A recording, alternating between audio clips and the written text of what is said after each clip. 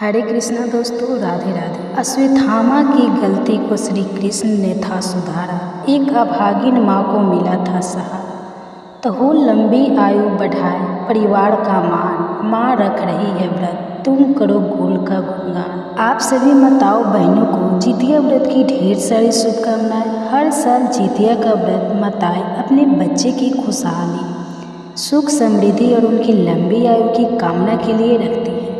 और साथ ही जिन महिलाओं की संतान नहीं होती है वह भी संतान प्राप्ति के लिए इस व्रत को रखती है। दिन माताएं भगवान जीमूत वाहन की और चील सियारन की पूजा करती हैं। जितिया व्रत को जितिया या जीवित पुत्री का व्रत के नाम से भी जाना जाता है और हर साल आश्विन महीने की कृष्ण पक्ष की अष्टमी तिथि को यह व्रत रखा जाता है। इस व्रत के नियमों का पालन छठ पर्व की तरह पूरे 3 दिन तक किया जाता है और यह जो व्रत है यह मुख्य रूप से बिहार, झारखंड, उत्तर प्रदेश के कुछ ही जगहों में रखा जाता है। इस व्रत में पानी की एक बूंद भी नहीं पी जाती। जो भी माताएं बहनें इस व्रत को रखती हैं उनकी संतानें अपने जीवन में खूब तरक्की करती हैं और ऐसी माताओं को अपने बच्चे का वियोग भी सहना नहीं पड़ता। जितिया का व्रत एक ऐसा पर्व है जिसमें मछली खाकर भी पूजा की जाती है। आम तौर पर सनातन धर्म लोग पर्व से या व्रत से एक दिन पहले मांसाहार को त्याग देते हैं। यहाँ तक कि कई सारे लोग लहसुन प्याज तक खाना छोड़ देते हैं। लेकिन जितिया के पर्व में ऐसी मान्यता है कि मछली और मरुआ की रोटी खाकर इस पर्व की शुरुआत की जाती है। लेकिन जिन जगह भी ऐसा नियम नहीं है वहाँ पर केवल सात्विक भोजन ही एक दिन पहले करना चाहिए। आज के इस वीडियो में मैं आपको बताऊंगी कि जितिया व्रत की संपूर्ण पूजा विधि क्या है, आपको किस प्रकार से पूजा करनी है, किन किन बातों का ध्यान रखना है। जीवित पुत्रिका या जितिया व्रत रखने से एक दिन पहले नहाए खाए का दिन होता है और अगले दिन यानी खरजितिया के दिन आपको सुबह से निर्जला व्रत रखना होता है। और जितिया व्रत की जो पूजा है, मुख्य पूजा वह शाम को प्रदोष काल के समय की जाती है। तो सुबह से जो आप व्रत रखें, लेकिन शाम की पूजा करने से पहले भी आप एक बार स्नान कर लें, साफ स्वच्छ वस्त्र पहन लें, अच्छे से श्रृंगार कर लें, सिंदूर या महावर आदि लगा लें। और पूजा करने के लिए अब आपको एक लकड़ी की चौकी बिछाना है। मुंह आपका पूर्व या उत्तर की ओर होना चाहिए। चौकी पर लाल या पीला वस्त्र आपको बिछाना है। फिर तुरैया चीनी का पत्ता आपको लेना है। अगर आपको यह पत्ते ना मिले तो आप पान का पत्ता भी ले सकते हैं। अब सबसे पहले जीमूत वाहन भगवान और फिर चील और फिर सियारन के लिए इन पत्तों का आपको आसन लगाना है। चौकी के ऊपर आपको अलग अलग पत्ते रखकर इनका आसन लगाना है। अब पूजा के लिए रखे गए चावल में थोड़ी सी हल्दी और पानी डालकर उन्हें पीला रंग लें, क्योंकि तिलक लगाते समय पीले अक्षत चढ़ाए जाते हैं। पूजा में पीला सिंदूर चढ़ाया जाता है। तो अब आप तीनों पत्ते पर थोड़े थोड़े से अक्षत रखें। अक्षत का आसन लगाएं जिनके ऊपर आप मूर्तियाँ की स्थापना करेंगे। यह जो मूर्तियाँ हैं इनमें जीमूत वाहन की जो मूर्ति है वह बहुत ही जगह पर कुशा से बनाई जाती है और कुछ लोग आज के दिन मिट्टी से भी जीमूत वाहन भगवान की मूर्ति बना लेते हैं। चील और सियारन की मूर्ति भी बना लेते हैं। यह आप मार्केट में यदि मिलती हो तो वहाँ से भी आप खरीद कर स्थापित कर सकते हैं। जितिया व्रत की जो पूजा होती है वैसे खास तौर पर किसी नदी या तालाब के किनारे की जाती है। अगर आपके यहाँ पर ऐसी व्यवस्था नहीं है तो आप अपने घर पर भी इस पूजा को कर सकते हैं। अब यहाँ पर एक बात का विशेष ध्यान आपको रखना है कि जिन महिलाओं की सास होती है उन्हें चौकी पर 3 पत्ते रखकर पूजा करनी चाहिए और जिन महिलाओं की सासू माँ जीवित नहीं है उन्हें एक पत्ता सास के नाम का भी अलग निकाल कर रखना चाहिए, क्योंकि जितिया के व्रत के बारे में ऐसा कहा जाता है कि पहले इस व्रत को सासू माँ ही रखती है और उनके बाद बहू इस व्रत को रखती है। अब एक पत्ते पर जीमूत वाहन भगवान की, दूसरे पर चील और तीसरे पत्ते पर सियारन की मूर्ति रखेंगे। आप मिट्टी के प्रतीक रूप में यह मूर्तियाँ बना सकते हैं। मूर्ति स्थापित करने के बाद अब आपको चौकी के पास में ही रोली, हल्दी या अबीर गुलाल से चौक पूर्णास भी पूरा सकते हैं। अब सबसे पहले हम गणेश भगवान की पूजा करके मुख्य पूजा आरंभ करेंगे। एक सुपारी में आप कलावा बांधकर पान के पत्ते के ऊपर उस सुपारी को गणेश भगवान का प्रतीक मानकर स्थापित कर लीजिए। अब एक पुष्प की सहायता से जल छिड़ककर भगवान गणेश जी को स्नान कराएंगे। फिर वस्त्र रूपी कलावा अर्पित करेंगे। गणेश भगवान जी को हल्दी और अक्षत से तिलक लगाएंगे। पुष्प माला या पुष्प अर्पित करेंगे। अगर आप नदी के किनारे ये पूजा कर रहे हैं तो आपको यह ध्यान रखना है कि आपको अलग अलग से कलश की स्थापना करने की आवश्यकता नहीं है। अगर घर पर आप पूजा कर रहे हैं तो अलग की कलश की स्थापना भी जरूर करनी चाहिए। आप दीप कलश की स्थापना भी कर सकते हैं। दीप कलश की स्थापना करने के लिए आप एक लोटा लेकर उसके कंठ पर कलावा लपेट दें 3 बार और फिर उसमें गंगा जल मिलाकर शुद्ध जल भरें। गंगा, यमुना, कावेरी नदियों का स्मरण करें, उनका आह्वान करें। अब जल के लोटे में अक्षत, सुपारी, एक सिक्का और हल्दी की गांठ अगर आपके पास है तो वह आप डालें। हल्दी की गांठ नहीं है तो आप एक चुटकी हल्दी पाउडर भी डाल सकते हैं। थोड़े से पुष्प और अक्षत कलश के अंदर डालें और उसके बाद आप कलश में आम या अशोक के या फिर पान के 5 या 7 पत्ते लगाएं। इसके बाद आप चावल या गेहूं से भरी हुई एक कटोरी कलश के ऊपर रखें और उस कटोरी के ऊपर आपको अब दीपक जला कर रखना होता है, जिसे हम दीप कलश कहते हैं। इस तरह से आप दीप कलश की स्थापना कर लेंगे। इसके बाद आपको मुख्य पूजा शुरू करनी है। पूजा शुरू करने से पहले अभी आपको जो दीप कलश की स्थापना की है उसकी पूजा करनी है। दीप कलश पर आप रोली, कुमकुम, अक्षत से तिलक लगाकर या स्वास्तिक बनाकर पुष्प अर्पित करें।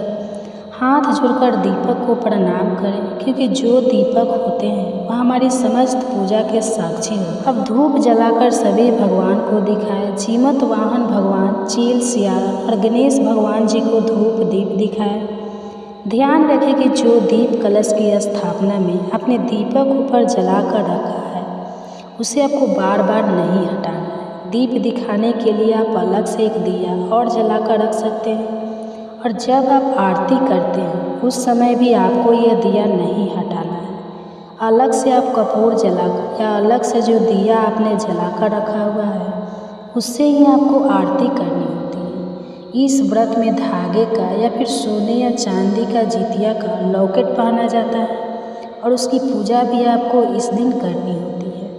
अब चौकी पर विराजित जीवित वाहन भगवान, चील और सियारन को जल का छींटा देकर स्नान का भाव करेंगे। जितिया के धागे पर आपको केवल जल का छींटा लगाकर तिलक लगाना है और इस जितिया के धागे या लॉकेट को आपको झीनी के पत्ते या फिर पान के पत्ते पर रखना है। अब जीमूत वाहन भगवान को चंदा, रोली का तिलक लगाएंगे। जीमूत वाहन भगवान जो है वो गंधर्व राजकुमार है। जीमूत वाहन भगवान के बाद चील और सियारन को पीला सिंदूर का तिलक लगाएंगे और अब जीमूत वाहन भगवान को जनेऊ अर्पित करेंगे। हाथ जोड़कर सभी को प्रणाम करेंगे। अब आप भगवान को पुष्प अर्पित करें। जीमूत वाहन भगवान को आज के दिन जनेऊ जरूर अर्पित करें। अब खीरा या इसके अलावा जो भी आपको फल मिलते हैं वह आप भगवान को अर्पित करें। भोग में आज के दिन एक दिन पहले भिगोए गए चने, कड़ाही और फल, मिठाई, अनार से जो भी पकवान आपके यहाँ चढ़ाए जाते हैं वह भगवान को पकवान आप चढ़ाएं और यह भोग आप किसी पात्र में रखकर या फिर पान के पत्ते पर या छीनी के पत्ते पर रखकर ही अर्पित करें। इस दिन चिवड़ा भी बहुत सी जगह पर अर्पित किया जाता है। अब एक पानी वाले नारियल पर मौली वाली कलावा बांधकर उस पर एक सिक्का और अक्षत पुष्प रखकर भगवान को चढ़ाएं। जीमूत वाहन भगवान को यह अर्पित करना होता है। ध्यान रखें, पूजा करते समय मंदिर में कुछ दक्षिणा जरूर रखें, जिसे अगले दिन आप किसी को दान में दे देते हैं। अब हाथ में थोड़े पुष्प और अक्षत लेकर व्रत की कथा सुनें या पढ़ें। अगर कोई पढ़ने वाला ना हो तो खुद भी आप पढ़ सकते हैं। अगर आपके पास किताब है तो किताब की पूजा भी आप करें। किताब को आप तिलक लगाएं और उसके बाद कथा का शुभारंभ करें। कथा करने के बाद आपको आरती करनी है। आरती करने के लिए अलग से एक दीप जलाकर या कपूर जलाकर आप आरती कर लीजिएगा। सबसे पहले गणेश भगवान जी की, फिर जीवितवाहन भगवान जी की, चील और सियारन की आरती करने के बाद जल से 3 बार आचमन करके प्रणाम करें। दिन भर उपवास रखने के बाद शाम की पूजा में 3 बूंद जल से आप आचमन यदि करते हैं तो उससे व्रत खंडित नहीं होता है। आचमन करने के बाद आप हाथ जोड़कर प्रणाम करें। अपने द्वार की गई पूजा को स्वीकार करने का आग्रह करें। अपनी संतान, अपने परिवार की सुख समृद्धि के लिए कामना करें।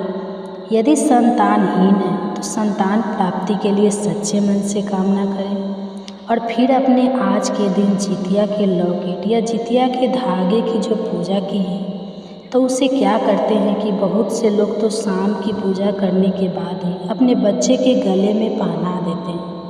थोड़ी देर तक, जितनी देर तक भी आपके बच्चे धारण कर सकें, और या फिर आप खुद भी इस धागे को गले में पहन सकते हैं। और कुछ जगह पर अगले दिन पारण करने के बाद यह लॉकेट पहना जाता है।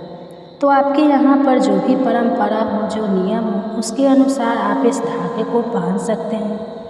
आरती करने के बाद कुछ जगह पर ऐसा भी नियम होता है कि एक खीरे पर थोड़ा सा घी लगाकर, जो खीरा आपने भगवान को चढ़ाया है उसी पर आपको थोड़ा सा घी लगाकर जिस दिए से आपने आरती की है उसके लौ के ऊपर रखा जाता है, जिसे काजल बनाया जाता है। और उस काजल को जो खीरे में इकट्ठा हो गया है ऊपर उसे बच्चों की आँखों में लगाया जाता है। कुछ जगह पर आज के दिन सरसों के तेल की खाली रखी जाती, सरसों का तेल रखा जाता है जिसे पूजा करने के बाद बच्चों के सिर में लगाया जाता है, जिसे जिन भगवान जी का आशीर्वाद माना जाता है।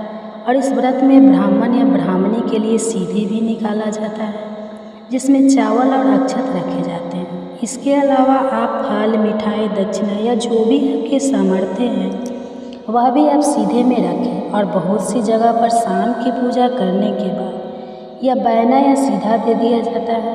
कुछ जगह पर अगले दिन दिया जाता है। अपने यहाँ की जो परंपरा है उसका पालन करते हुए आपको सीधा देना चाहिए। यह तो थी खुर्जी की पूजा विधि, यानी जिस दिन आपने निर्जला व्रत रखना है उस दिन की पूजा विधि। और जो एक दिन पहले आपको ध्यान रखना है तो यह होता है कि इस व्रत में एक दिन पहले यानी नहाए खाए के दिन जो भी व्रत महिलाएं होती हैं उन्हें स्नान करने के बाद मड़ुआ की रोटी, नोनी का साग, झीनी की सब्जी आदि ग्रहण करनी होती है। बहुत सी जगह पर इस व्रत को मछली खाकर शुरू किया जाता है। एक ही बार भोजन सप्तमी तिथि के दिन किया जाता है। इसके बाद फिर कुछ भी ग्रहण नहीं किया जाता।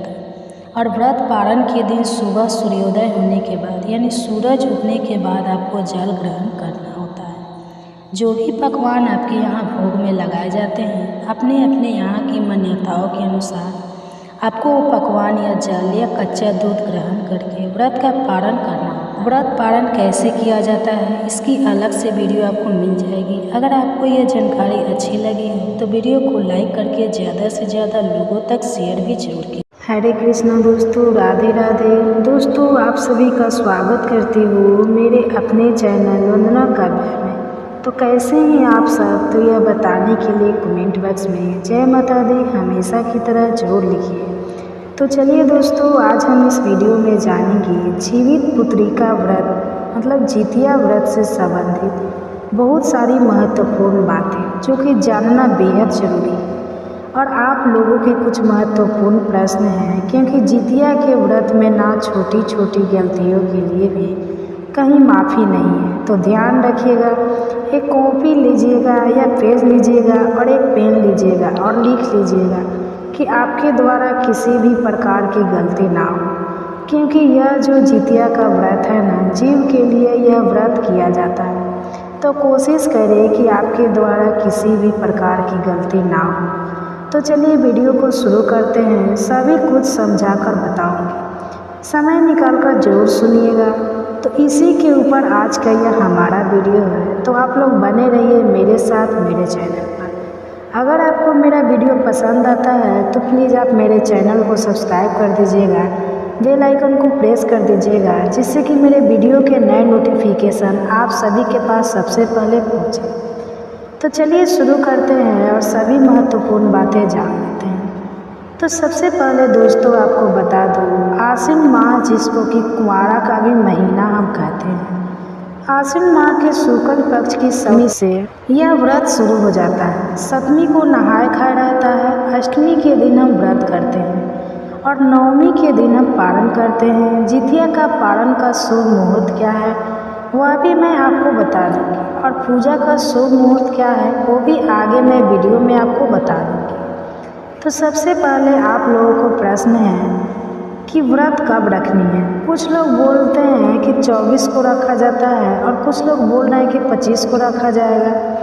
तो हमें व्रत कब रखनी है तो आपको बता दूं कि देखिए 25 सितंबर को हमें व्रत रखनी है। दिन है बुधवार, बुधवार के दिन हमें व्रत रखनी है। मंगलवार के दिन नहाय खाया है और गुरुवार के दिन हमें पारण करनी है।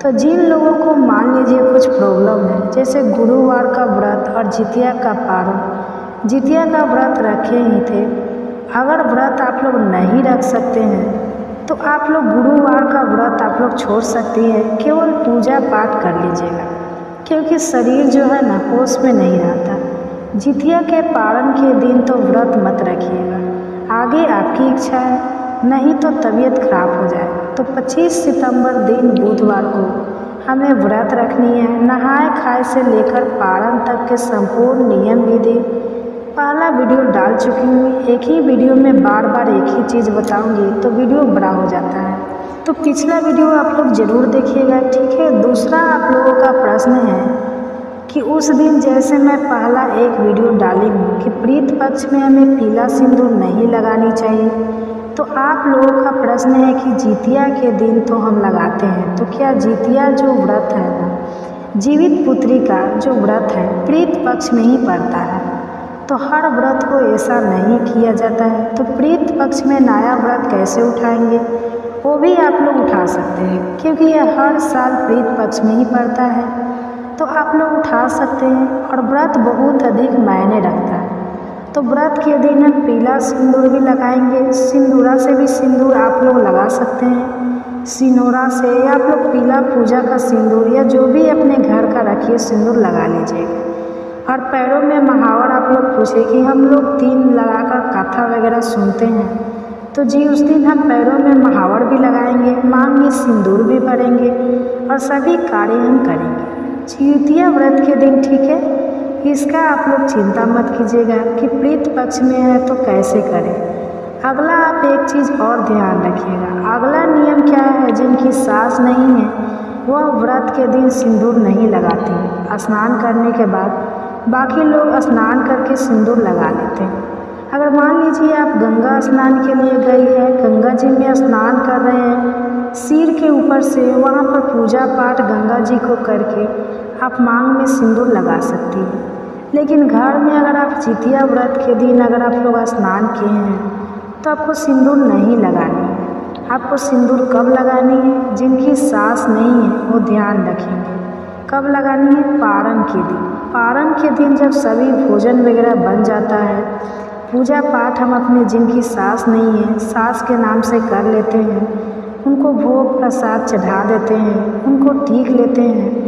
पूजा पाठ करने के बाद फिर से हम वहीं पर बैठ के अपने सिंदूरा सिंहोरा से या जो भी पीला सिंदूर आप रखें अपने मांग में, तब आप लोग भी भर सकते हैं। लेकिन जिनकी सास नहीं है वो व्रत के दिन सिंदूर नहीं लगाते। बाकी आप अपने घर का नियम देख लीजिएगा और बाकी लोग स्नान करके सिंदूर लगाएंगे। जितिया के दिन सिर के ऊपर से हमें स्नान करनी चाहिए, सभी नहीं करते हैं। देखिए एक तो व्रत में व्रत की वजह से भी लोग करते हैं कि सिर ठंडा रहेगा, और जिनकी सास नहीं है उन्हें पक्का सिर के ऊपर से स्नान करनी है, क्योंकि बालों में कंघी भी नहीं करनी है, सभी को नहीं करनी है। उस दिन बाल वगैरह हमें नहीं तोड़नी चाहिए, क्योंकि कोई भी चीज़ जितिया के दिन ना ही तोड़नी है, ना ही काटनी है, ना जैसे खींचनी है, कुछ भी कार्य नहीं करना है। तो आप लोग उस दिन बालों में कंघी भी मत कीजिए। और सिंदूर जिनकी सास नहीं है उन्हें नहीं लगाना। सिर के ऊपर से क्यों नहाते हैं, स्नान करते हैं, क्योंकि सास के मुख में पानी जाता है,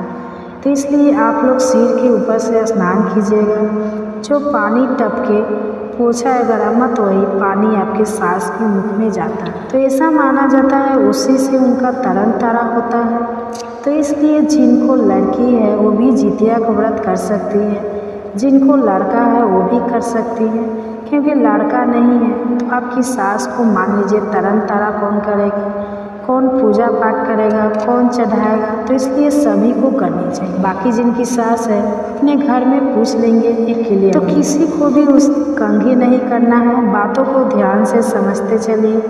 और जिनकी सास है तो सिर के ऊपर से स्नान करे या ना करे वो उनकी मर्जी है। बाकी जिनकी नहीं है उन्हें पक्का कंप्लीट न करनी है। सारी बातें क्लियर हो गई। अगला आप लोगों का प्रश्न आता है कि जितिया का व्रत क्या इस साल उठा सकते हैं? तो हाँ, बिल्कुल उठा सकते हैं। किसी भी प्रकार के संदेह और संयम में आप लोग ना पड़े, उठा सकते हैं। तो मासिक धर्म में क्या उठा सकते हैं? जी, मासिक धर्म में भी आप यह व्रत उठा सकते हैं। बहुत सौभाग्य से यह सब व्रत हमें करने को मिलता है तो हमें करने चाहिए। तो आप लोग उठा सकती हैं। पूजा पाठ किसी अन्य से करवा लीजिए, बैठकर साइड में कहीं आप लोग कथा कर लीजिए और मानसिक पूजा मन में भगवान को प्रणाम कर लीजिए। भगवान महिलाओं की मजबूरी समझते हैं तो इस बात का आपको ध्यान रखनी है।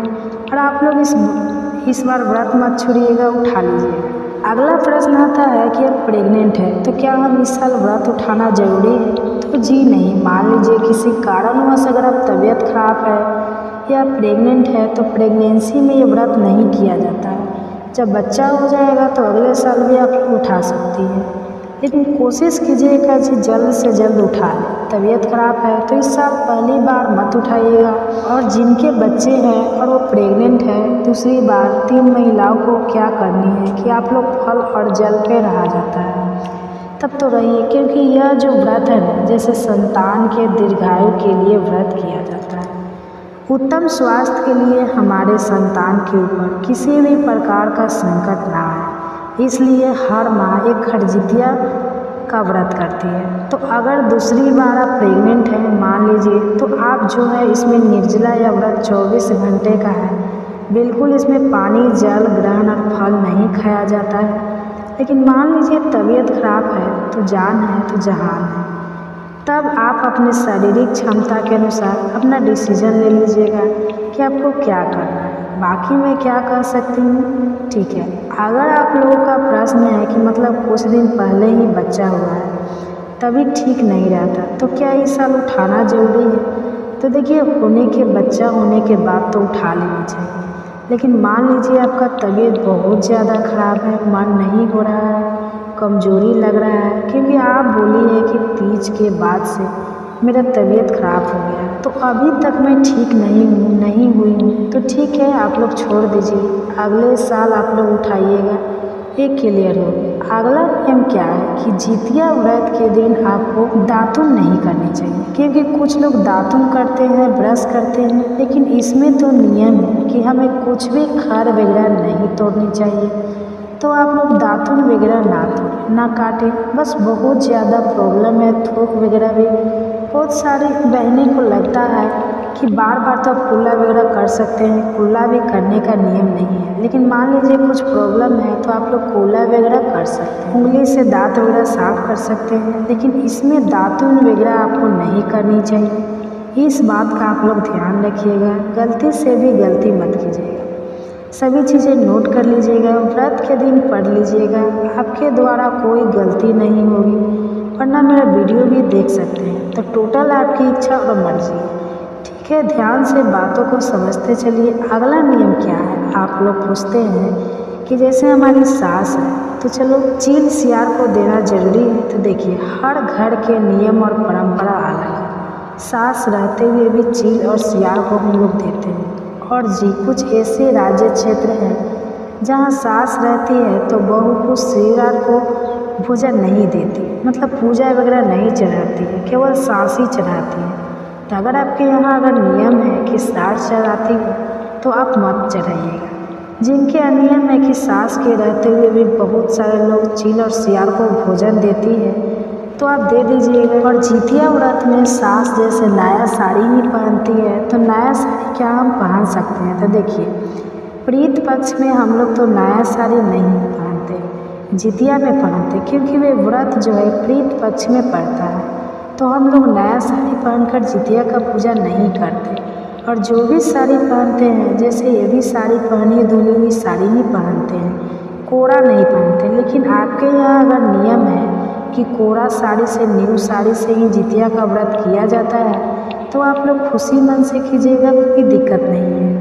कोड़ा चूड़े वगैरह बचे तो बचानी चाहिए। बाकी अगर आपके यहाँ पहना जाता है तो आप लोग देख लीजिएगा। तो ये क्लियर हो गया। कितने लोगों का प्रश्न आता है कि हमारा बच्चा नहीं है तो क्या हम जितिया का व्रत कर सकते हैं? तो जी नहीं, जितिया का व्रत जीवित वाहन भगवान से आप लोग प्रार्थना कीजिए, बोलिए उनसे। अगर आपकी गोद भर जाती है तब यह व्रत उठाइएगा, अभी मत उठाइए। थोड़े दिन वेट कर लीजिए, पूरा जीवन तो करना ही है और बहुत कठिन व्रत है, इतना आसान नहीं है। तो आप थोड़ा सा वेट कर लीजिए, भगवान से मन्नत कीजिए, आपकी मन्नत पूरी हो जाएगी, तब आप लोग उठा लीजिएगा। और दोस्तों, आप सभी से एक छोटी सी रिक्वेस्ट है, अगर वीडियो पसंद आता है तो चैनल को पक्का सब्सक्राइब कर दीजिएगा और वीडियो को लाइक कर दीजिएगा, क्योंकि आपके एक लाइक से हमें बहुत अधिक हिम्मत और प्रेरणा मिलती है। तो ज़रूर कीजिएगा, बिल्कुल मत भूलिए। अगला आप लोगों का प्रश्न है कि जैसे हरियाल बरियाल का पौधा नहीं मिलता है तो क्या करें? तो देखिए, पूजा विधि तो ऐसे सारे ओल्ड वीडियो मेरे चैनल पे हैं, सब कुछ करके दिखाएंगे। तो हरियाली बरियाली का अगर पौधा नहीं मिलता है तो आप तुलसी जी के पौधे के पास बैठकर पूजा पाठ कर लीजिएगा, कलश रख लीजिएगा। और सिंपल विधि से ही कलश रखते हैं, आप लोग भी रख लीजिएगा। और आप लोग जो है और जितिया व्रत का कथा सुन लीजिएगा और तुलसी जी से ही अखबार में लीजिएगा, ठीक है। तुलसी जी के पौधे से ही आप लोग ले लीजिएगा, किसी प्रकार की चिंता ना करें। और अगला आप लोग का प्रश्न आता है कि नहाए खाए के दिन हम मंगलवार का व्रत करते हैं तो कैसे करें? तो जो लोग मंगलवार का व्रत करते हैं या जो लोग गुरुवार के व्रत करते हैं पारण के दिन, आप लोग वो व्रत साप्ताहिक अगर करती है तो छोड़ दीजिए, क्योंकि हेल्थ का ध्यान रखिएगा, तबीयत खराब हो जाएगा, लेने के देने पड़ जाएंगे। कोई देखिए, शरीर जब तक साथ देता है ना, तभी तक सभी अपने हैं, तभी तक सब लोग आपको प्यार करते हैं। तबीयत खराब हो जाएगा, क्योंकि ये जो व्रत है ना बहुत अधिक कठिन है, तो इसलिए थोड़ा चिंता हो जाती है। लेकिन हम लोग उतना कर नहीं पाते हैं। तो आशा करती हूँ कि सभी बातें अभी आप लोगों के समझ में आ गई हो। तो ये वीडियो मेरा यहीं तक का था, फिर मिलती हूँ एक नए वीडियो में। तब तक के लिए नमस्कार, स्वस्थ रहिए, सुरक्षित रहिए और जहाँ कहीं भी रहिए खुश रहिए। धन्यवाद। संगत में रहने पर भी मुझे आपसे इस प्रश्न का उत्तर प्राप्त नहीं हो पाया और इसी कारण मेरा मन हमेशा अशांत रहता है। अपने शिष्य की बात सुनकर गुरुजी मंद मंद मुस्कुराने लगे। फिर उन्होंने कहा कि बेटा, इतनी भी क्या जल्दी है, अभी कुछ दिन और ईश्वर के चरणों में भी थे, फिर मैं तुम्हें ईश्वर प्राप्ति का मार्ग बताऊंगा। कुछ दिन और बीते तो फिर से शिष्य को गुरुजी ने अपने सामने पाया। गुरुजी ने पूछा, तुम सचमुच ईश्वर का साक्षात्कार करना चाहते हो? सच में तुम ईश्वर को पाना चाहते हो? तो वह युवक बहुत उत्साहित होकर अपने गुरु से कहने लगा, हाँ गुरुजी, मैं बिल्कुल भगवान को पाना चाहता हूँ। गुरुजी बोले, ठीक है, आज मैं तुम्हें ईश्वर प्राप्ति का मार्ग बतलाता हूँ, चलो मेरे साथ। अब गुरुजी अपने शिष्य को लेकर नदी की ओर चल पड़े। नदी के किनारे पहुंचने पर गुरुजी ने अपने शिष्य की गर्दन पकड़कर उसका मुंह नदी में डुबो दिया। गुरुजी के इस तरह अचानक डुबोने से उनका शिष्य संभल नहीं पाया और पानी में बाहर आने को छटपटाने लगा। कुछ देर अपने शिष्य को ऐसे ही डुबाए रखने के बाद गुरुजी ने युवक को छोड़ दिया। युवक ने पानी से बाहर आते ही लंबी सांस ली, फिर गुरुजी की ओर देखकर कहने लगा, गुरुजी, यह आप क्या कर रहे थे? गुरुजी ने मुस्कुराकर पूछा, बेटा, जब तुम पानी में थे तो बताओ, मुझे क्या सोच रहे थे? उस समय तुम्हारे मन को किसकी आस थी? युवक कहने लगा, गुरुजी, उस समय तो बस एक कतरा सांस लेने के लिए मैं मरा जा रहा था। ऐसा लग रहा था कि बस किसी तरह से एक पल के लिए मैं हवा में पास सांस ले पाऊँ। तब गुरुजी ने शिष्य को समझाया कि बेटा, जितनी तरफ तुमने डूबते समय हवा की थी, उतनी ही आत्मा को भी तरफ होती है भगवान से मिलने की। तब आत्मा को परमात्मा के दिव्य दर्शन होते हैं। अगर इतनी ही तरफ मन में लग ली जाए ईश्वर से मिलने के लिए, पहले अपनी आत्मा में वो भूख व तरफ पैदा करो, तभी ईश्वर को भगवान को प्राप्त किया जा सकता है। इसलिए अगर आपके मन में भगवान के दर्शन की इच्छा है, भगवान को आप पाना चाहते हैं, तो अपने मन में हर समय भगवान का ध्यान करो। अपने मन में इतनी तरफ पैदा करो कि आखिरकार अपने मन के अंदर ही आपको भगवान के दिव्य रूप के दर्शन हो पाए। आप सुनिए आज का अध्याय, जिसमें भगवान विष्णु देवी लक्ष्मी से कह रहे हैं कि हे देवी, अब आगे का वृत्तांत भी सुनो। दक्षिण दिशा में वेद वेता ब्राह्मणों के पुरंदरपुर नामक नगर में श्रीमान देव शर्मा नामक एक विद्वान ब्राह्मण रहा करते थे। वे अतिथियों के पूजक, स्वास्थ्याय, सल वेद शास्त्रों के ज्ञाता, यज्ञों का अनुष्ठान करने वाले और तपस्वी के सदा ही प्रिय थे।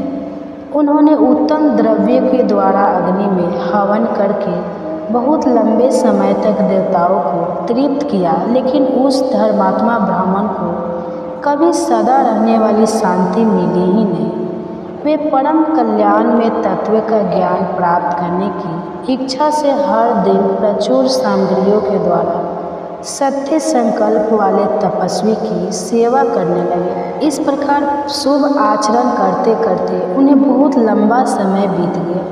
उसके बाद एक दिन पृथ्वी पर उनके सामने एक त्यागी महात्मा प्रकट हुए। वे पूर्ण अनुभवी नासिका के अग्रभाव पर दृष्टि रखने वाले तथा शांत चित्त थे। लगातार परमात्मा के चिंतन में संलग्न होकर वे सदा आनंद विभोग रहा करते थे। देव शर्मा ने उन नित्य संतुष्ट तपस्वी को शुद्ध भाव से प्रणाम किया और पूछने लगे, हे महात्मा, मुझे शांति स्थिति कैसे प्राप्त होगी? मेरा मन बहुत ही अशांत रहता है, कृपा बताइए। तब उन आत्मज्ञानी संत ने देव शर्मा को सोपुर ग्राम के निवासी मित्रवान का, जो बकरियों को चराने का काम करता था, उसका परिचय दिया और कहा कि वही तुम्हें उपदेश देगा। यह सुनकर देव शर्मा ने महात्मा के चरणों की वंदना की और समृद्धिशाली सोपुर गांव में पहुंचकर उसके उत्तर भाग में विशाल वन देखा। उसी वन में नदी के किनारे एक शिला पर मित्रमान बैठा हुआ था। वही मित्रमान जो बकरियां चराने का काम किया करता था। उसके नेत्र आनंद से निश्चल हो रहे थे और वह अपलक दृष्टि से देख रहा था। वह स्थान आपस का स्वाभाविक बैर छोड़कर एकत्रित हुए परस्पर विरोधी जंतुओं से घिरा हुआ था। वहाँ पर उद्यान में मंद मंद हवा चल रही थी। मृगों के झुंड शांत भाव से बैठे हुए थे और मित्रवान दया से भरी हुई आनंदमय मनोहरी दृष्टि से पृथ्वी पर मानो अमृत छिड़क रहा था। इस रूप में उसे देखकर देव शर्मा का मन प्रसन्न हो गया। वे बड़ी उत्सुकता के साथ देव शर्मा के पास गए और मित्रवान ने भी अपने मस्तक को थोड़ा झुकाकर देव शर्मा का सत्कार किया।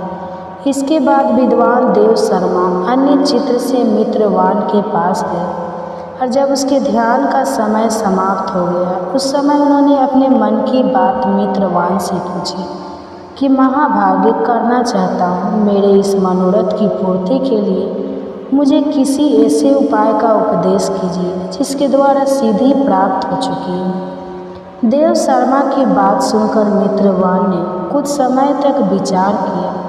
थोड़ी देर विचार करने के बाद इस प्रकार कहा, हे विद्वान, एक समय की बात है, मैं वन के भीतर भिखारियों को रक्षा कर रहा था। इतने में ही एक भयंकर व्याघ्र पर मेरी दृष्टि पड़ी, जो मानो सबको खा लेना चाहता था। मैं मृत्यु से डरता था, इसलिए बाघ को आते देख बकरियों के झुंड को आगे करके मैं वहाँ से भाग गया। लेकिन एक बकरी तुरंत ही सारा भय छोड़कर नदी के किनारे उस बाघ के पास बड़ोक-टोक चली गई और तभी वहाँ पर एक आश्चर्यजनक घटना घटी। वह बाघ भी द्वेष छोड़कर चुपचाप वहीं खड़ा हो गया। उसने बकरी को खाया ही नहीं। उसे इस अवस्था में देखकर वह बकरी बोली, बाघ, तुम्हें तो तुम्हारा मनपसंद भोजन प्राप्त हुआ है। मेरे शरीर से मांस निकालकर प्रेम से खाओ ना। तुम इतनी देर से खड़े हुए क्यों हो? तुम्हारे मन में मुझे खाने का विचार क्यों नहीं हो रहा? बकरी की बात सुनकर बाघ बोला, बकरी, इस स्थान पर आते ही मेरे मन से द्वेष का भाव निकल गया, भूख प्यास भी मिट गई। इसलिए पास आने पर मैं तुझे खाना नहीं चाहता। बाघ के ऐसा कहने पर वह बकरी बोली कि ना जाने मैं किसे निर्भय हो गई हूँ। इससे क्या कारण हो सकता? अगर बाघ तुम जानते हो तो जरा बताओ तो। यही सुनकर बाघ कहने लगा, मैं भी नहीं जानता। चलो सामने खड़े हुए इन महापुरुष से पूछते हैं। ऐसा निश्चय करके वे दोनों बाघ और बकरी वहाँ से चल दिए। उन दोनों के स्वभाव में वह विचित्र परिवर्तन देखकर मैं बड़ा आश्चर्य में पड़ा हुआ था, क्योंकि बाघ तो बकरी को खा डालता था। ऐसे में वह दोनों एक साथ इधर आ रहे थे। इतने में उन्होंने मेरे पास आकर मुझसे ही प्रश्न कर लिए। वहाँ वृक्ष की शाखा पर एक वानर राज था। उन दोनों के साथ मैंने भी वानर राज से पूछा, विप्र। मेरे पूछने पर वानर राज ने बड़े आदर से कहा, अजपाल सुनो। इस विषय में मैं तुम्हें एक प्राचीन वृत्तांत सुनाता हूँ। यह सामने वन के भीतर जो बहुत बड़ा मंदिर है, जरा उसकी ओर देखो। इसमें ब्रह्मा जी का स्थापित किया हुआ एक शिवलिंग है। तो पूर्व समय में यहाँ सुंकम नामक एक बुद्धिमान महात्मा रहा करते थे, जो तपस्या में लीन होकर इस मंदिर में पूजा अर्चना करते थे। वे वन में से फूल इकट्ठा करके लाते और नदी के जल से पूजनीय भगवान शंकर को स्नान कराकर उन्हीं से उनकी पूजा किया करते थे। इस प्रकार आराधना का कार्य करते हुए सुकर्म यहाँ रहा करते थे। बहुत समय के बाद उनके पास किसी तिथि का आना हुआ। सुकर्म ने भोजन के लिए फल लाकर अतिथि को अर्पित किए और कहने लगे, विद्वान, मैं केवल तत्व ज्ञान की इच्छा से भगवान शंकर की आराधना करती हूँ। आज इस आराधना का फल परिपक्व होकर मुझे मिल गया, क्योंकि इस समय आप जैसे महापुरुष ने मुझ पर कृपा की है। शुकर माँ के ऐसे मधुर वचन सुनकर तपस्या की धनी महात्मा अतिथियों को बड़ी प्रसन्नता। उन्होंने एक शिलाखंड पर भगवत गीता का दूसरा अध्याय लिख दिया और ब्राह्मण को उसके पाठ और अभ्यास के लिए आज्ञा देते हुए कहा, ब्राह्मण, इससे तुम्हारा आत्मज्ञान संबंधी मनोरथ अपने आप सफल हो जाएगा। ऐसा कहकर वे बुद्धिमान तपस्वी सुकर्म के सामने ही उन्हें देखते देखते अंतर ध्यान हो गए और सुकर्म विस्मित होकर उनके आदेश के अनुसार निरंतर भगवत गीता के द्वितीय अध्याय का अभ्यास करने लगे। इसके बाद बहुत लंबे समय के बाद अंतःकरण शुद्ध होकर उन्हें आत्मज्ञान की प्राप्ति हुई। फिर तो वे जहाँ जहाँ गए वहाँ वहाँ का तपोवन शांत होता चला गया। उनके शीत उष्ण और रोग द्वेष आदि की बाधाएं दूर हो गई। इतना ही नहीं, उन स्थानों में भूख प्यास का कष्ट भी जाता रहा और भय का तो सर्वथा भाव हो गया। यह सब द्वितीय अध्याय का जप करने वाले सुकर्म ब्राह्मण की तपस्या का ही प्रभाव समझे। मित्रवान कहने लगा कि वानर राज के ऐसा कहने पर मैं बड़ी प्रसन्नता से बकरी और बाघ के साथ उस मंदिर की ओर गया।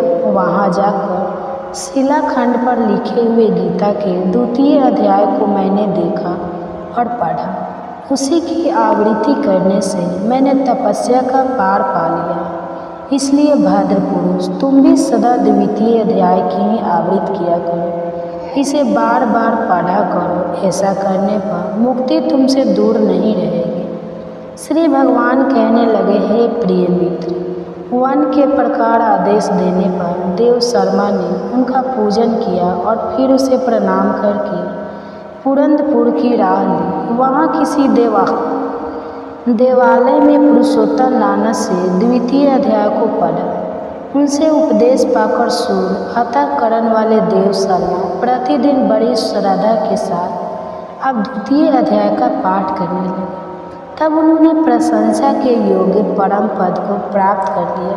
हे लक्ष्मी, यह द्वितीय अध्याय का उपाख्यान कहा गया। अब अगले वृत्तांत में मैं आपसे तृतीय अध्याय का महात्म्य बतलाऊं। जब बात माता लक्ष्मी जी के बारे में हो रही है तो चलिए अब आपको माता लक्ष्मी से जुड़ी हुई एक कहानी सुनाते हैं। एक बार की बात है, राजा बलि समय बिताने के लिए एकांत स्थान पर गधे के रूप में छुपे हुए थे। देवराज इंद्र उनसे मिलने के लिए उन्हें ढूंढ रहे थे। एक दिन देवराज ने उन्हें खोज निकाला और उनसे छुपने का कारण जानकर उन्हें काल का महत्व बताया, साथ ही उन्हें तत्व ज्ञान का बोध भी कराया। तभी राजा बलि के शरीर से एक दिव्य रूपा आत्मा स्त्री निकली। उसे देखकर देवराज ने पूछा, दैत्य, आज ये स्त्री कौन है? देवी, मानुषी या आसुरी शक्ति में से ये कौन सी शक्ति है? राजा बलि बोले, देवराज, यह देवी इन तीनों शक्तियों में से कोई भी नहीं है। आप इनसे स्वयं ही पूछें। देवराज इंद्र के पूछने पर वे शक्ति बोली, देवेंद्र, मुझे न तो दैत्य राजा बलि जानते हैं और ना ही तू या फिर कोई अन्य देवगण। पृथ्वी लोक पर लोग मुझे अनेक नामों से पुकारते हैं, जैसे श्री लक्ष्मी आदि। इंद्र बोले, देवी, आप इतने समय से राजा बलि के पास हैं, लेकिन ऐसा क्या कारण है कि आप इन्हें छोड़कर मेरी ओर आ रहे हैं? लक्ष्मी जी बोली, देवेंद्र, मुझे मेरे स्थान से कोई भी हटा या डगा नहीं सकता। मैं सभी के पास काल के अनुसार आती जाती रहती हूँ। जैसा काल का प्रभाव होता है उतने ही समय तक उसके पास रहती हूँ, यानी कि मैं समय अनुसार एक को छोड़कर दूसरे के पास रहा करती हूँ। देवी लक्ष्मी की बात सुनकर देवराज इंद्र ने पूछा, देवी, फिर आप मनुष्य को यहाँ निवास क्यों नहीं करती? देवराज इंद्र की बात सुनकर लक्ष्मी जी कहने लगी, देवेंद्र, मेरा निवास वहीं होता है जहाँ सत्य हो, धर्म के अनुसार कार्य होते हो, व्रत और दान देने के कार्य होते हो। लेकिन मनुष्य भ्रष्ट होते जा रहे हैं। ये पहले इंद्रियों को वश में कर सकते थे, सत्यवादी थे, ब्राह्मणों की रक्षा करते थे, लेकिन अब इनके यह सभी गुण नष्ट होते जा रहे हैं।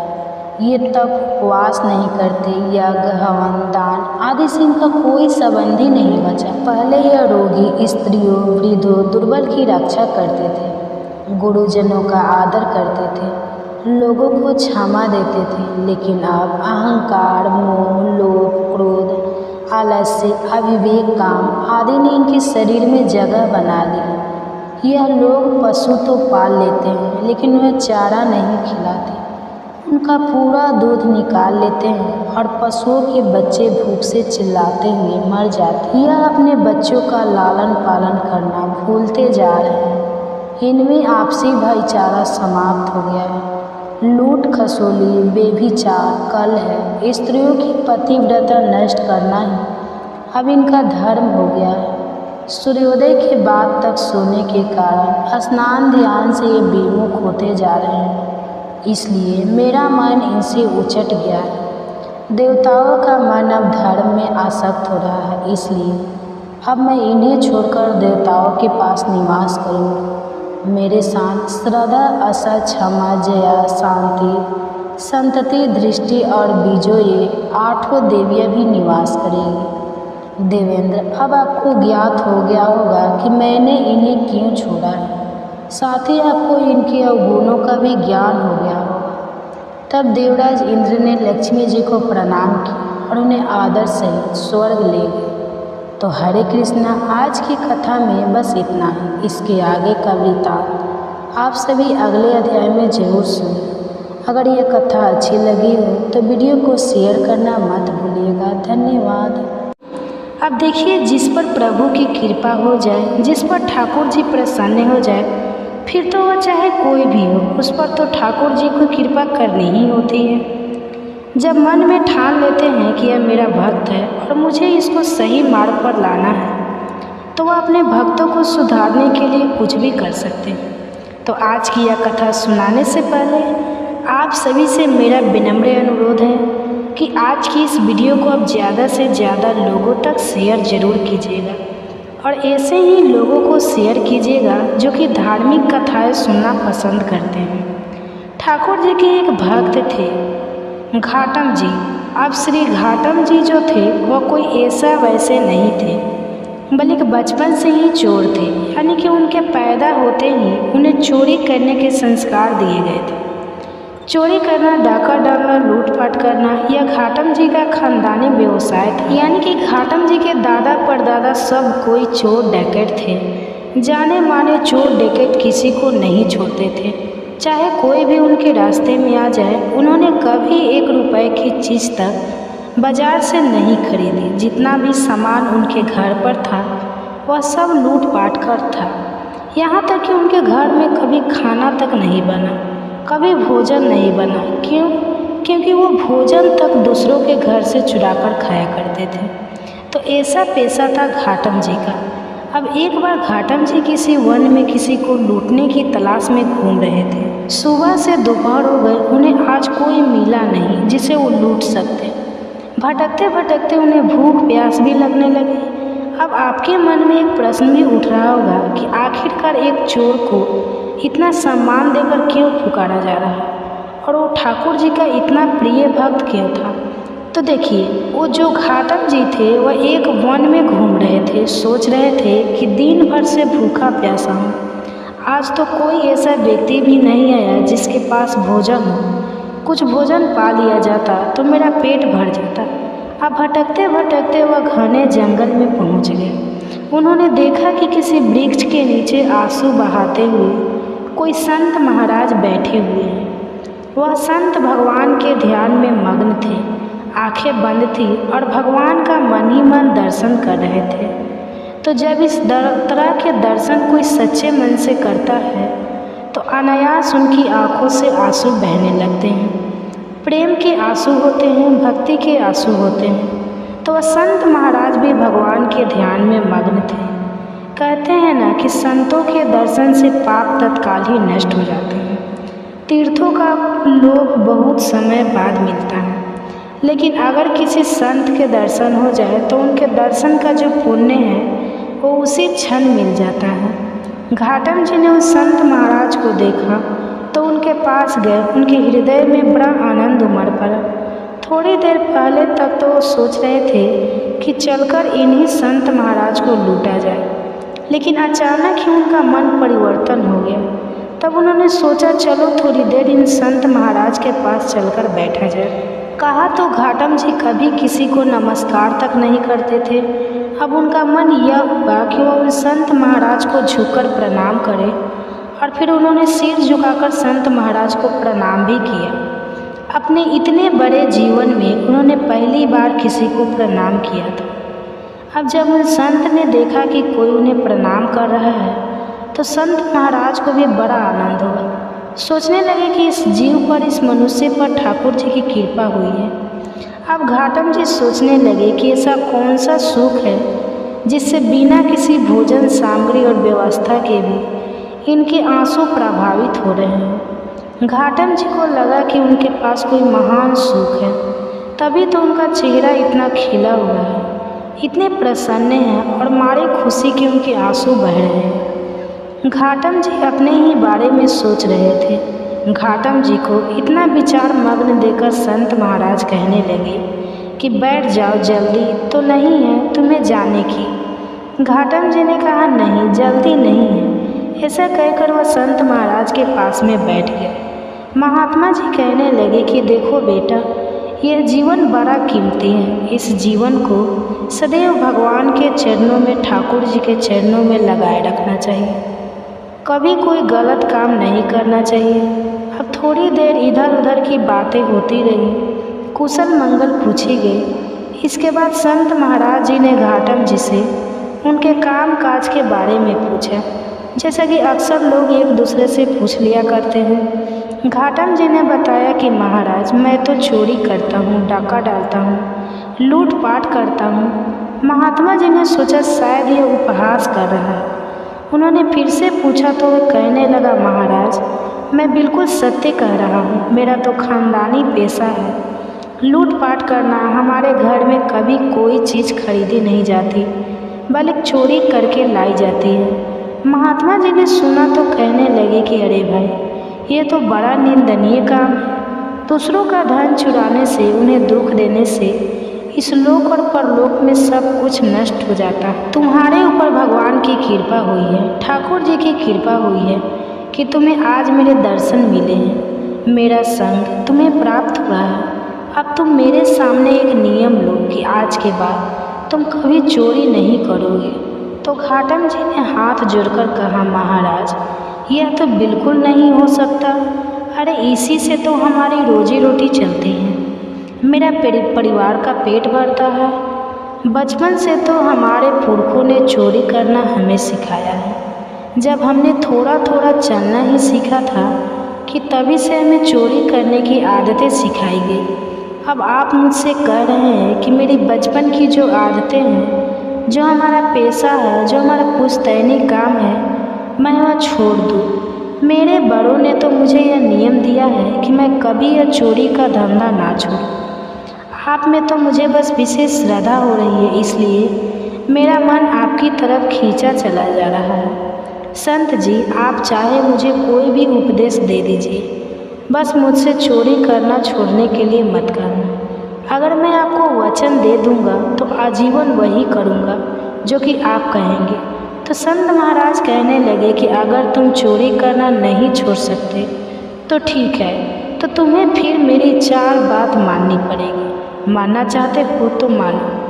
पहली बात, सदा सत्य बोलना, झूठ कभी मत बोलना, चाहे तुम कितना भी गलत काम क्यों ना कर रहे हो, तुम्हें झूठ बिल्कुल नहीं बोलना है। दूसरी बात, साधु संतों की सेवा में रुचि रखना। जैसा भी तुमने बन पड़े, जो कुछ भी तुम्हारे पास हो, चाहे लूटपाट का हो, चोरी का हो, उसी से तुम साधु सेवा में रुचि रखना। जब भी कोई संत दिखाई दे तो उन्हें प्रणाम करना और उनसे कभी रूठ होकर क्रोध में बात बिल्कुल मत करना। हमेशा उनसे आदर और बड़े विनम्रता से बात करना। अगली बात, अगर कभी कोई संत तुम्हारे घर आ जाए तो उन्हें भूखा मत जाने देना, भले ही वह भोजन चोरी का क्यों ना हो। उन्हें जल पिलाना, भोजन कराना और उनकी सेवा करना। अगली बात, आज के बाद बिना ठाकुर जी को भोग लगाए कभी भी ना तो जल पीना और ना ही खुद भोजन करना। चौथी बात, अगर कभी भी ठाकुर जी की आरती हो रही हो तो बिना दर्शन किए वहाँ से मत जाना, पीठ फेरकर बिल्कुल मत जाना। घाटम जी की संत महाराज की यह बातें पसंद आई। पसंद इसलिए आई क्योंकि उन्होंने उसे चोरी करना बंद करने के लिए बिल्कुल नहीं कहा था, बल्कि अन्य उपदेश ही दिए थे जो कि उसके लिए करना बहुत आसान थे। उसे तो चोरी छोड़ना बड़ा मुश्किल काम लग रहा था। तब उसने संत महाराज जी को प्रणाम किया और जीवन भर उन 4 बातों का पालन करने का वचन भी दे दिया।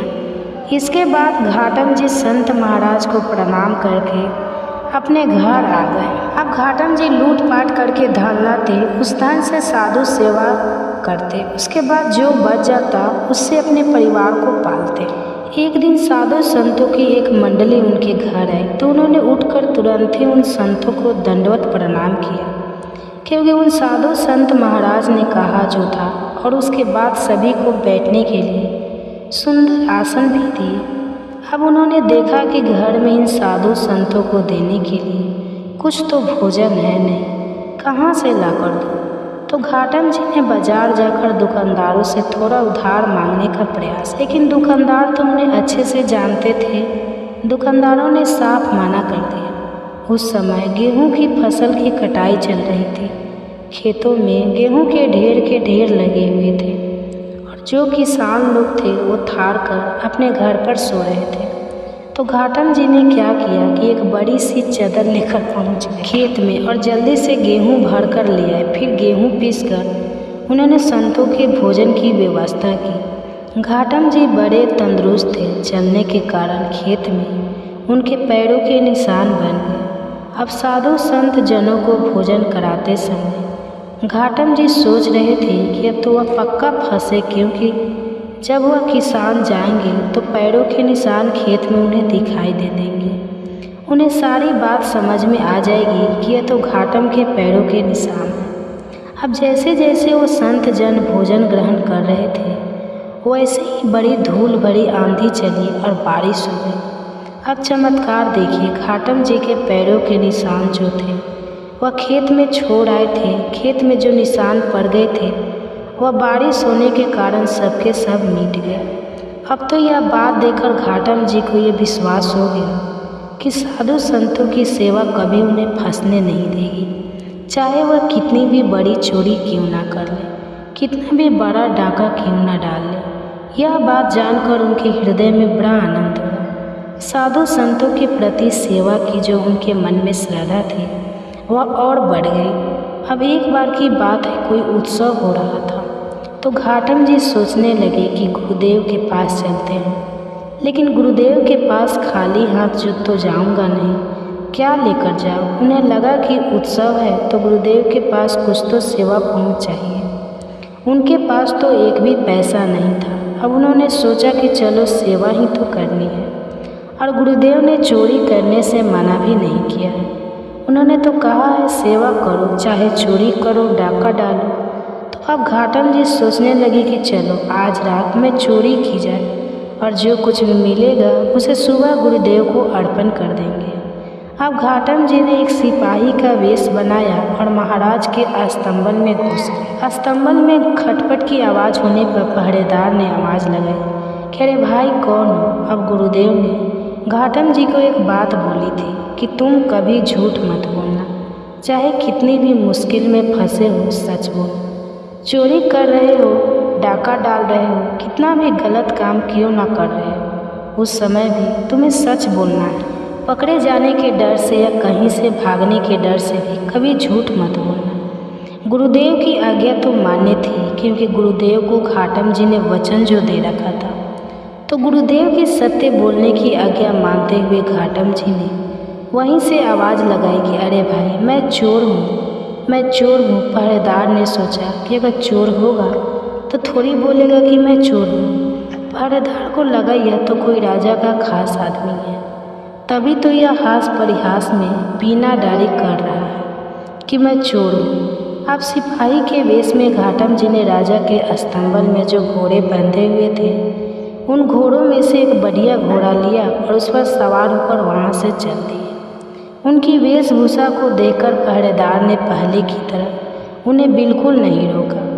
पहरेदार सोचने लगे कि एक आदमी इतना निर्भय होकर बिना डरे हुए राजा के अस्तंबल में चला गया और बिल्कुल जो सबसे सुंदर सबसे बढ़िया घोड़ा था उसे लेकर जा रहा है। ऐसा तो कोई सामान्य व्यक्ति कर ही नहीं सकता हो, ना हो यह तो महाराज जी का ही कोई खास व्यक्ति होगा। अब घाटम जी उस घोड़े पर सवार होकर वहाँ से चल पड़े।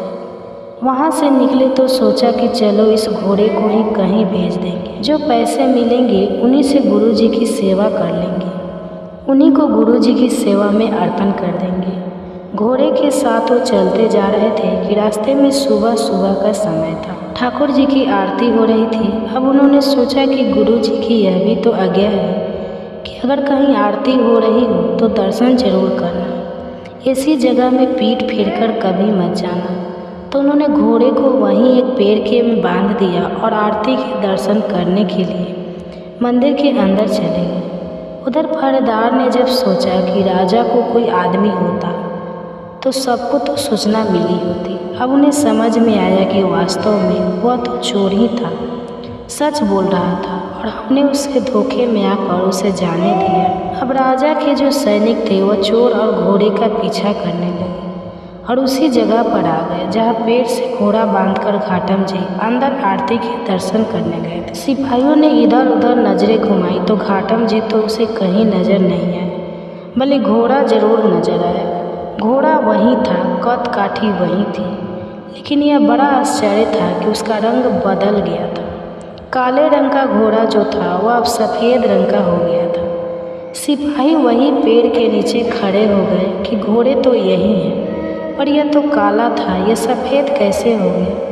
भाई इतने में ही आरती के दर्शन करके घाटम जी मंदिर से बाहर आ गए। सिपाहियों ने देखा तो पकड़ लिया कि बताओ यह घोड़ा वही है ना जो तुम रात में चुरा कर लाए थे। घाटम जी कहने लगे, हाँ मैं वही चोर हूँ जो घोड़ा चुरा कर ले गया था। सिपाही पूछने लगे कि अरे भाई वह घोड़ा तो काला था, यह तो सफ़ेद है, ये सफ़ेद कैसे हो गया। घाटम जी बोले, यह तो आश्चर्य की बात है, यही तो मैं भी सोच रहा हूँ कि यह सफ़ेद कैसे हो गया। तब घाटम जी बोले, मुझे नहीं पता, यह तो ठाकुर जी ही जाने। मेरे गुरुदेव ने तो यह कहा था कि अगर कहीं आरती हो रही हो तो ठाकुर जी के और आरती के दर्शन करना। मैं तो बस दर्शन करने गया था। बाहर आकर देखा तो काला घोड़ा सफ़ेद हो चुका है। यह तो गुरु जी का ही, ठाकुर जी का ही कोई चमत्कार हो। अब यह बात सुनकर सारे सिपाही भी हैरान रहे कि परिवारजनों पर बनी रहे।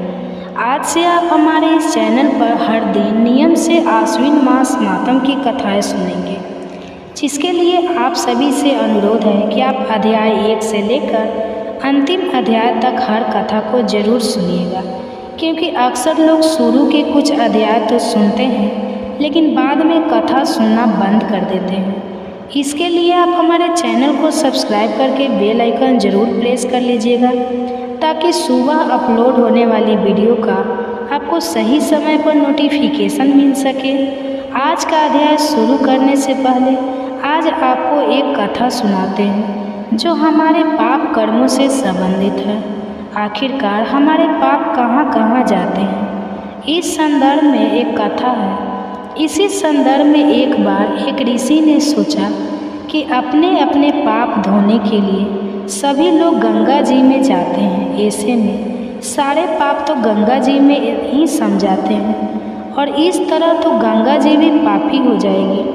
तब उनमें जन के लिए कि आखिरकार यह पाप ज़्यादा कहाँ है, बड़ी कठिन तपस्या की। तब उनकी कठिन तपस्या से भगवान प्रसन्न हुए और प्रकट होकर उन्हें दर्शन दिए। ऋषि ने उन्हें प्रणाम करके पूछा कि हे भगवान, कृपा बताइए कि गंगा जी में जो पाप धोए जाता है वह कहाँ जाता है। तब भगवान बोले कि चलो इस बारे में गंगा जी से ही पूछते हैं। ऋषि और भगवान दोनों ने ही गंगा जी से पूछा कि हे गंगा, सब लोग आपके यहाँ पाप धोते हैं, तो इसका मतलब क्या आप ही पापी हुई। गंगा जी ने कहा, मैं भला कैसे पापी हो गई, मैं तो सभी पाप लेकर समुद्र को अर्पित कर देती हूँ।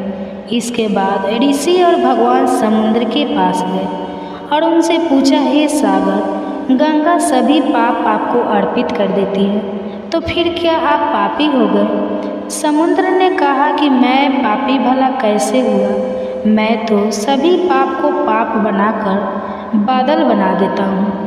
अब ऋषि और भगवान दोनों ही बादलों के पास गए और पूछा, हे बादल, समुद्र पापों को बाप बनाकर बादल बना देते हैं, फिर तो आप पापी हो गए। बादलों ने कहा, मैं कैसे पापी हुआ, मैं तो सभी पापों को वापस पानी बना देता हूँ और धरती पर गिरा देता हूँ। इसे ही एन ओपोस्ट है, इसे ही मनुष्य खाता है और उसे अन्न में जो एनर्जी मानसिक स्थिति से उगाया जाता है और जीव वृत्ति से प्राप्त किया जाता है और जीव मानसिक अवस्था में खाया जाता है, इसके आधार पर मनुष्य की मानसिकता बटी है।